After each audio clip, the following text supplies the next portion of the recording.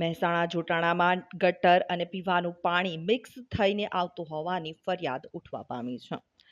ગોકુલ નગર વિસ્તારમાં દૂષિત પાણીને લઈને સ્થાનિક લોકો પરેશાન થઈ ચૂક્યા છે.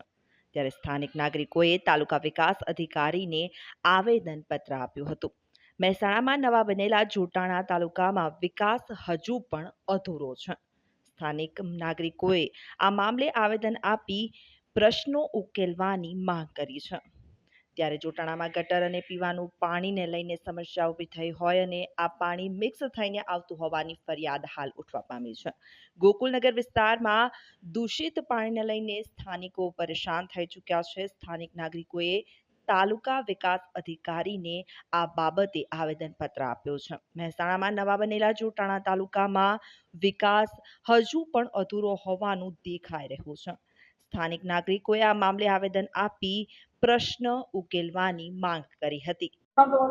મારું નામ બળદેવ ચાવડા, સામાજિક કાર્યકર્તા જોટાણા. અમે તાલુકા પંચાયતે આયા, ગામની સર્વે સમાજના લોકો એક બે કરીને અમે અહીંયા આયા છીએ. ગામની અંદર એટલી ભયંકર સમસ્યા જેમ કે ગટરનું પાણી અને પીવાનું પાણી મિક્સ થઈને ગોકુલનગર વિસ્તારમાં આવી રહ્યું. ત્યાંના રહીશોને અત્યારે એ પાણી પીને ગુજરાન ચલાવવું પડતું એવું સ્પષ્ટ દેખાઈ રહ્યું. અને બીજો પ્રશ્ન એ લઈને આવ્યા કે 5 વર્ષથી જે લેન્ડ કમિટીની અંદર જે સરકારી મફત પ્લોટ ફાળવ્યા મંજૂર થઈ ગયા હતો, હજુ સુધી કોઈ લાભાર્થીને ફાળવી આપવામાં આવ્યા નહીં, કબજો આપવામાં આવ્યો નહીં. જ્યારે તલાટીને અમે કહીએ, તલાટી ટીડીઓ સાહેબનું નામ આપો, ટીડીઓ સાહેબને કહીએ તો તલાટીનું નામ આપો. અમે જ્યારે પણ આ રજૂઆત કરવા આવીએ તો બંનેમાં એક મંચ પર આવતા નહીં. જોટાણાની અંદર દર મહિને બિનકાયદેસર 2 મકાનો તોડી બાંધવામાં આવતા હોય. તો અમારો પ્રશ્ન એ કે એ લોકોને જો બિનકાયદેસર આ મકાનો બાંધકામ કરતા હોય તો અમારું તો કાયદેસર હતો, આ તંત્ર અમને આપવા કેમ તૈયાર નહીં? શું આગળ આ લોકોનું સેટિંગ હશે? પૈસા લઈને આ લોકો બિનકાયદેસર મકાન તાણી બાંધતા છે. અમારો મુદ્દો આ રહ્યો કે ગરીબોના જે પાસ થઈ ગયા તો આપવામાં અમને શું પેટમાં તેલ રેડાય?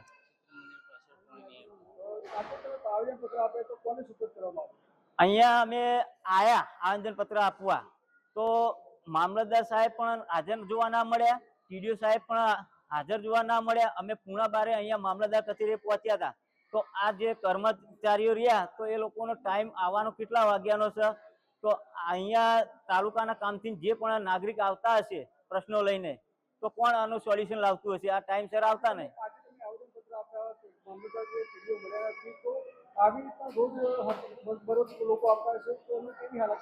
એમને હવે આવી હાલાકીનો સામનો કરવો જ પડતો હશે ને. આપણે આજે અમને જ આટલી તકલીફ પડી રહી છે. અમે 25-30 માણસ આવ્યા છીએ, બરોબર? દરેક સમાજના એક બે કરીને 25-30 માણસ આવ્યા છીએ. તો આ રીતના અમે જો આ રીતના કલાક સુધી વેટિંગ રહ્યા તો રોજની જનતા કેટલી વેટિંગ રહેતી હશે ને? રાહ જોઈને નિરાશા લઈને કેટલી જનતા રોજની જતી હશે?